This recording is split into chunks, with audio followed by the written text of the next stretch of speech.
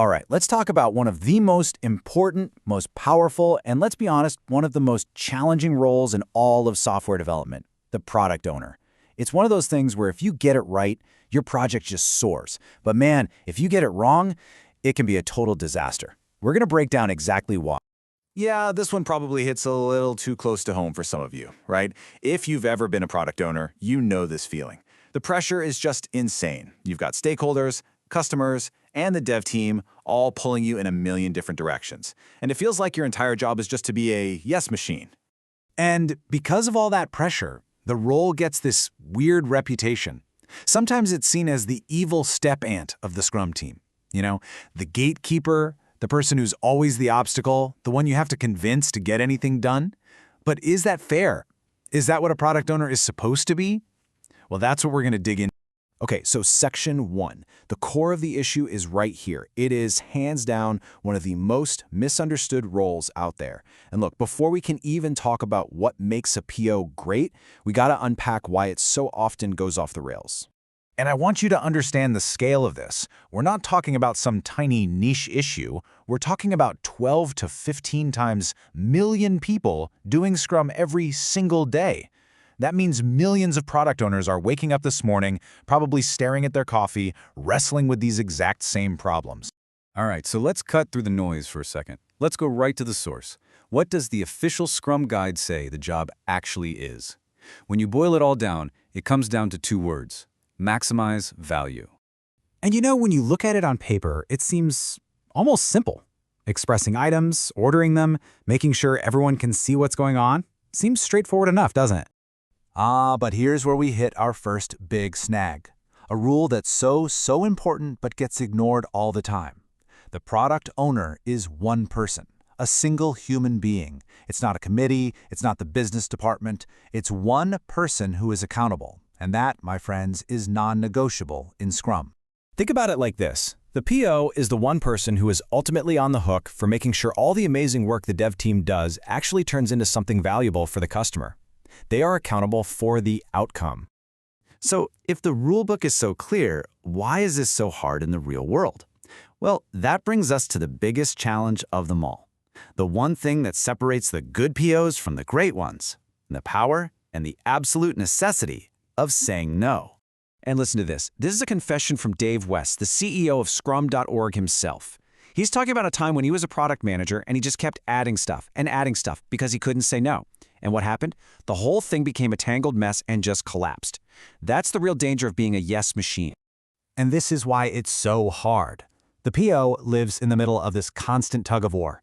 You've got all these inbound pressures, stakeholders, customers, the market, all screaming more, faster. And then you have the outbound pressures, the reality of what the team can actually do, sprint planning, keeping the backlog clean. You're stuck right in the middle.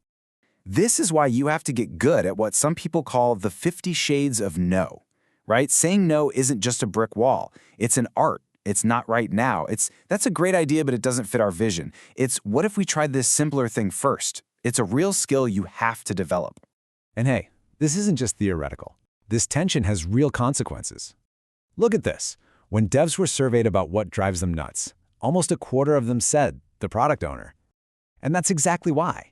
It's when the PO can't shield the team, can't make a clear call, or just lets everything through the door.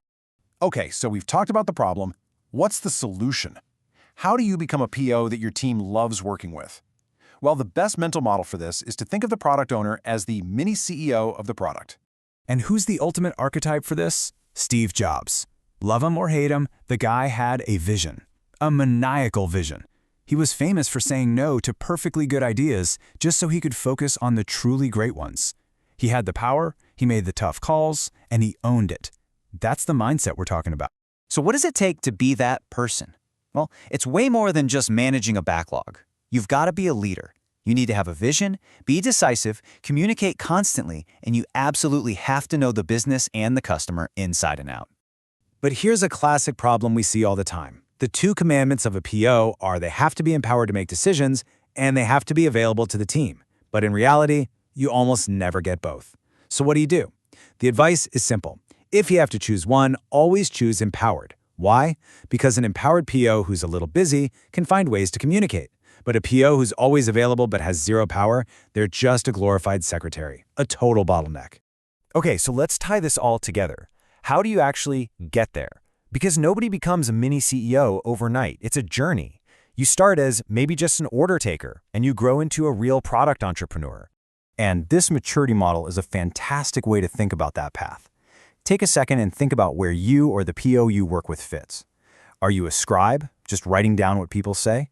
Or maybe a proxy, just passing information back and forth? The goal is to climb that ladder, to become a business rep who actually knows the domain, then a sponsor who controls the budget, and finally, you reach that top level, the entrepreneur, the mini CEO who truly owns. And the best part about this, you can start today, right now. It doesn't matter if you feel like you're stuck at the scribe level. Just by knowing this path exists, you can start asking different questions, you can start seeking out more business knowledge, you can start pushing for a little more authority, you can start that climb.